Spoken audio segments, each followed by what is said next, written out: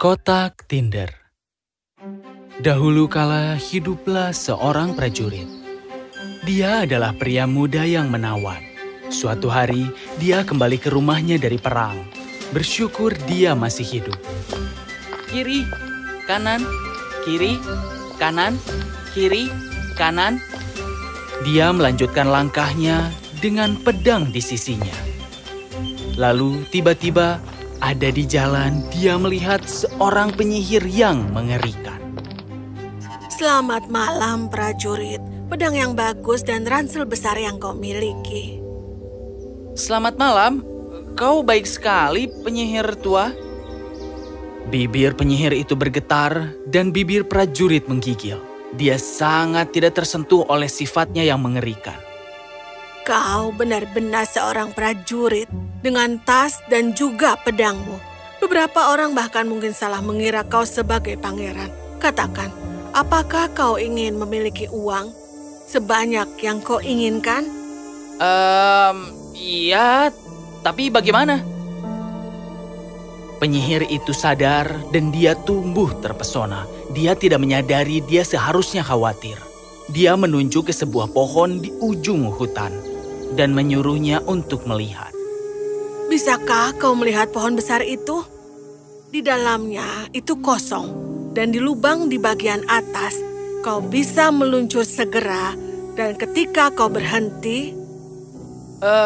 Pohon? Tapi apa yang akan kulakukan di bawah pohon? Ya, pohon itu begitu dalam, dan aku akan ikatkan tali padamu. Aku akan menarikmu kembali setelah kau memberiku tanda. Karena di dalam pohon itu ada emas. Jangan ragu. Tentara itu ragu, dan dia mengangkat alisnya. Ada emas di pohon itu? Tapi bagaimana? Penyihir itu mulai menjelaskan semuanya. Setelah kau masuk ke dalamnya, kau akan melihat aula. Ada lentera di sana, jadi cukup terang. Kau akan melihat 3 pintu dari kiri ke kanan. Di dalam gembok akan ada kunci. Dan di ruang pertama, apakah kau tahu apa yang akan kau lihat? Itu peti besar di tengah lantai.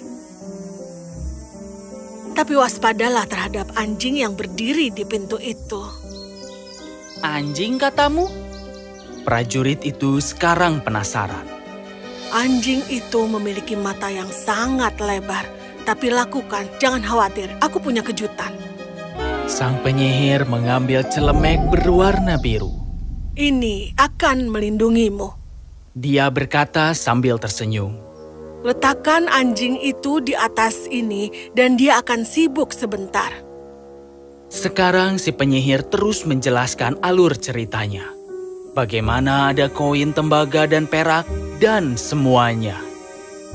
Tapi waspadalah terhadap anjing itu di tumitmu. Karena matanya sebesar roda kereta. Dia terus mengatakan bahwa celemek itu akan membantu. Dan kemudian dia bisa mengambil semua koin untuk dirinya. Tentara itu senang, dan dia pun melakukannya. Ini tidak buruk sama sekali. Sungguh, ini tidak buruk. Tapi, apa yang harus kuberikan padamu? Kau pasti menginginkan sesuatu, iya kan? Yang aku inginkan adalah sekotak timah. Nenekku lupa kalau terakhir kali dia itu ada di sana. Maka ikatlah tali di pinggangku. Maka si penyihir mengikatkan tali di sekeliling pinggangnya, dan dia naik pohon, lalu dia turun.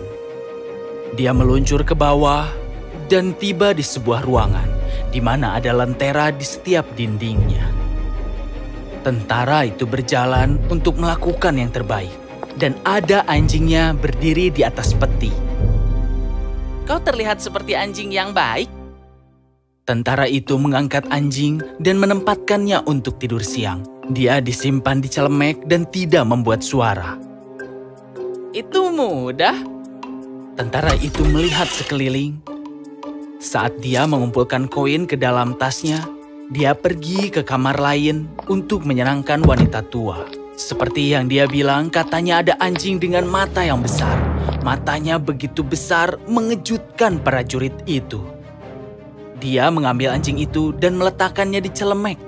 Tetapi ketika dia membuka peti, dia menginginkan lebih. Prajurit itu melihat perak yang ada di dalam peti. Lalu dia membuang tembaga yang dia miliki. Perak lebih baik dari tembaga? Tentara itu mengosongkan isi tasnya yang penuh dengan tembaga untuk mengisinya dengan perak yang baru saja dia temukan. Wow! Ternyata memang anjing itu lebih besar dari yang diharapkan. Dengan mata yang begitu besar, dia terperangah. Dia mengambil anjing itu dan menempatkannya di celemek dan membuka peti. Dia berpikir dia salah. Emas? Emas! Ada begitu banyak emas, jadi dia mengosongkan perak dan membuangnya. Dia mengisi tasnya dengan koin-koin emas. Tarik aku! Penyihir menariknya ke atas saat dia membawa kotak timah. Saat dia tiba di permukaan, penyihir itu mencoba merebutnya dari dia. Apa yang akan kau lakukan dengan kotak tua itu? Itu bukan urusanmu, anak muda. Katakan padaku atau... Tidak, kau telah mengkhianati aku. Sampai jumpa, penyihir tua. Tentara itu berjalan ke kota pada hari itu. Dia menyewa kamar terbaik, makanan terbaik, memiliki segalanya dengan caranya. Sekarang prajurit itu telah menjadi bangsawan. Orang-orang memberitahu dia tentang yang terjadi di kota ini, tentang raja mereka, dan betapa cantiknya putri sang raja. Bisakah aku pergi menemuinya? Tentu tidak, kau tidak bisa. Raja berharap tidak ada yang melihatnya. Dia tinggal di sebuah benteng besar yang terbuat dari tembaga. Kenapa? Raja melihat sang putri menikahi seorang prajurit, dan dia tidak suka itu sedikit pun. Aku tidak mengerti kenapa seorang prajurit tidak baik. Tentara itu kaya karena kekayaannya, tetapi dia hanya memiliki kekayaan untuk dibelanjakan dan tidak ada penghasilan. Dan karena dia tidak bertanggung jawab menghabiskan, hanya ada beberapa koin kecil yang tersisa. Dia harus pindah ke loteng timah. Dia duduk di loteng mungil barunya dan menjahit sepatunya. Kamar itu sangat gelap dan dia terlalu miskin untuk membeli sebuah lilin.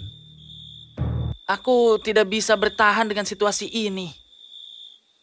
Tapi kemudian dia teringat kotak timah.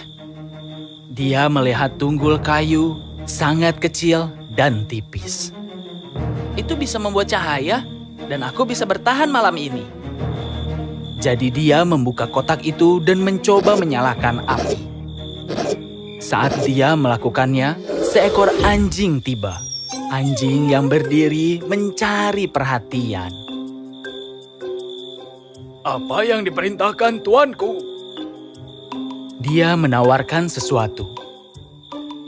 Maaf, apa maksudmu? Aku siap membantumu. Kau dapat melakukan apapun. Apapun yang kuinginkan? Apapun itu? Tentara itu kagum. Dia berpikir tentang itu dan berkata dengan riang, "Pergilah anjing dan ambilkan aku uang." Anjing itu menghilang dan ketika dia kembali, dia membawa sekantong koin. Lalu prajurit itu kembali ke tempat sebelumnya dengan berlian dan emas. Tetapi dia kesepian sehingga dia menginginkan seorang istri. Aku tahu ini sudah tengah malam, tapi aku ingin bertemu sang putri. Aku ingin bertemu dia. Dan sebelum prajurit itu bisa berkedip, anjing itu membawakan sesuatu. Di lantai itu terbaring sang putri. Dan prajurit itu sangat senang. Keesokan harinya, setelah skema sang prajurit, sang putri bangun dan berkata dia telah bermimpi. Mimpi macam apa?